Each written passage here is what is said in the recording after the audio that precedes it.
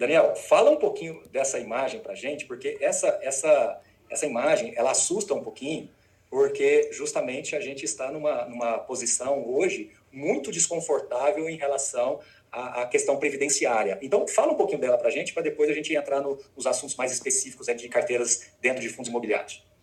Bem, a tese que sustenta o livro é justamente essa imagem aí. Essa imagem é o cerne do livro.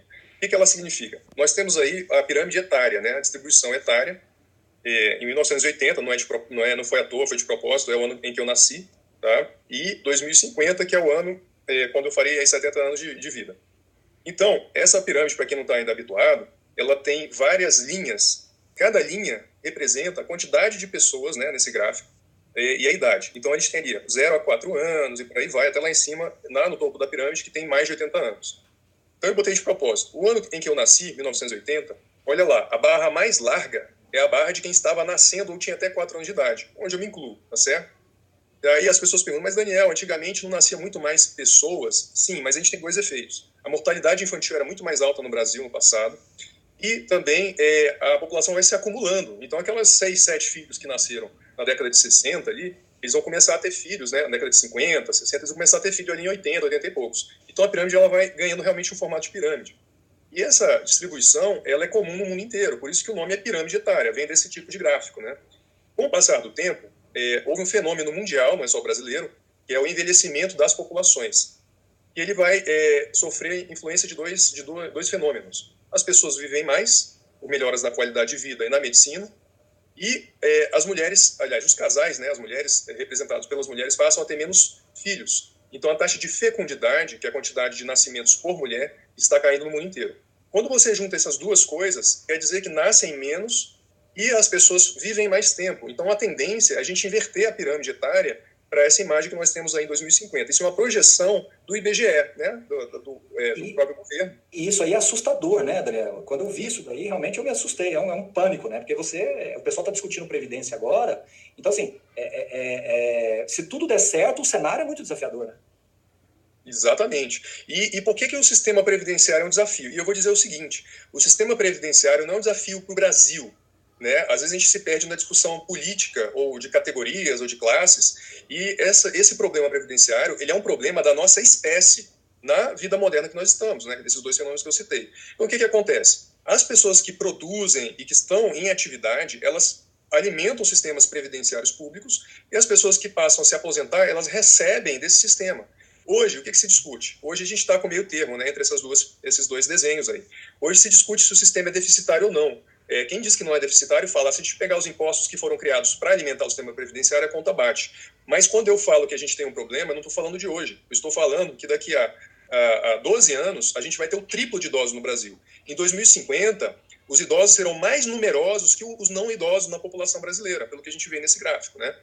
Então, a gente começa a se perguntar se o sistema previdenciário público ele está preparado para esse cenário. Eu já respondo que matematicamente não. Eu posso dizer do ponto de vista matemático. Com as regras que nós temos hoje, com tudo que nós temos hoje, não. Então, esse é o primeiro ponto que eu coloco, né? O sistema vai mudar. E o que vai mudar? Ou a gente vai trabalhar mais tempo, ou a gente vai receber menos na aposentadoria, ou a gente vai precisar contribuir mais. E a quarta via é aumentar a tributação e o Estado resolver a equação. Em todas as situações, o dinheiro sai do bolso da gente ou nós trabalhamos por mais tempo. Então, esse é o primeiro problema. E o segundo é que as pessoas têm que lembrar que a gente tem um teto do INSS. E esse teto ele vai sofrer uma pressão ao longo do tempo por causa desse problema. Então, isso quer dizer que as pessoas que estão esperando se aposentar de forma automática, que não pararam para se preocupar com o problema, elas podem ser surpreendidas. Como? O tempo que elas desejavam trabalhar vai ser outro, né, a idade para aposentar. O valor que elas vão ter na aposentadoria pode ser outro, né, o que elas não estão esperando. E quem não cuida da previdência, né, quer trabalhar até morrer, pode ter um problema muito sério de ter uma sobrevivência muito maior do que a imaginava e a sua capacidade de trabalho cair. Daniel, tem um agravante ainda, que é o aumento do custo em saúde, que é um outro fator que eu estudo, que não está muito bem detalhado no livro, mas que vai fazer com que o nosso gasto mensal tenha que ser um pouco maior. Daniel, e veja bem, me parece que isso não é só uma questão de INSS, não. Muitas vezes funcionários públicos que se sentem confortáveis com o modelo previdenciário deles também têm que ficar de antena ligada. Isso se replica em outras esferas previdenciárias, correto? Correto. Qualquer sistema coletivo ele vai sofrer um estresse por causa dessa imagem que nós estamos vendo aí. qualquer sistema coletivo, né? E a gente tem, assim, várias coisas acontecendo hoje no Brasil que não é só essa mudança demográfica aí, né, da distribuição na pirâmide etária, como tem acontecido em outros países, né? A gente tem outras questões que têm que ser pensadas, né, como uma mudança estrutural nas nossas taxas de juros, né?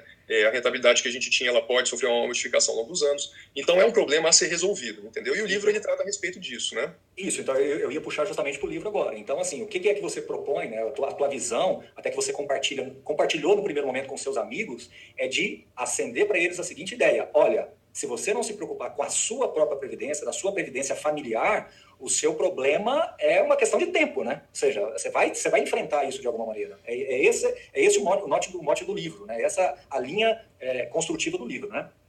Exatamente. A gente vê hoje exemplos de países que já envelheceram, como o Japão, só que a realidade é outra. Por quê? Eles criaram uma reserva muito, muito grande. A população tem muita poupança. Ou a gente vai para outros países, né, meio termo, que estão se preparando melhor. Se a gente for pesquisar no Brasil, o Banco Mundial fez isso, né? Quantos por cento dos brasileiros se preocupam com a aposentadoria? Que estão juntando dinheiro ativamente para se aposentar? 4%. 4 em cada 100 brasileiros. Então esse é um assunto que não caiu a ficha para a maioria das pessoas, né? Então o livro, ele é uma espécie de alerta e já começa a dar as ideias, né, e um caminho para as pessoas poderem resolver essa questão, esse problema. Especialmente profissionais de alta renda, profissionais liberais, eles vão ter um problema do teto do INSS. É isso que eu ia falar. O teto tá enrolado, né? É o que eu ia falar. Eles vão resolver o problema da Previdência, pode ter certeza, mas assim, é para calibrar para 2 salários mínimos. Então, o cara que ganhar muito bem daqui a 30 anos vai ganhar 2 salários.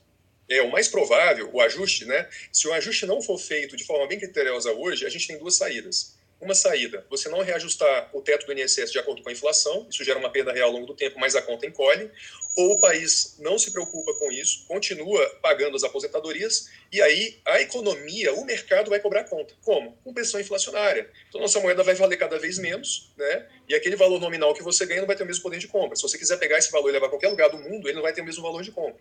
Então, o sistema vai se equilibrar, seja de forma pré-meditada, mudanças em leis e em regras, ou o mercado vai achar a forma dele fazer essa compensação, né? Voltar a pressão inflacionária mais importante no Brasil, né? Mais séria, e a gente não conseguir acompanhar o poder de compra com os salários e com as aposentadorias.